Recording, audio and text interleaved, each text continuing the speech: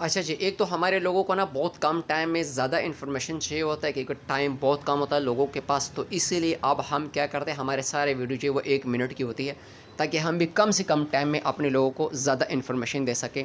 याद रहे तमाम कंपनियों ने अपने पैकेजेज़ का जो रेट है वो चेंज कर दिया, फिर लोगों को मालूमात नहीं होती, वो बिला वजह बहस करते हैं। उसमें कुछ ऐसे पैकेजेज़ हैं जिसका रेट चेंज हुआ है और हर पैकेज का नहीं हुआ। आज हम जिस पैकेज पे बात कर रहे हैं ये है मंथली सोशल पैकेज। याद रहे ये आल पैकेज नहीं है। सोशल का मतलब क्या है, इसमें व्हाट्सएप, फेसबुक, यूट्यूब और टिकटॉक चलेगा। इसमें 35 जीबी डाटा है, 3000 जेज और वारिद के मिनट है, 300 मिनट तमाम नेटवर्क हैं। ये पहले 1300 में था, कंपनी ने इसको 1500 रुपये में किया है। कुछ ऐसे पैकेजेस होते हैं जो आल डाटा होते हैं, उसमें आप कोई भी गूगल ऐप चला लो, या मतलब जिस तरह के लोग एंड ड्राइव कोई गाड़ी वगैरह कोई चीज़ मंगवाते हैं, कोई बैंक ऐप, इस तरह कोई भी चीज़ चला सकते हो। तो इस पे वो चीज़ नहीं चलेगा, ये सोशल पैकेज है।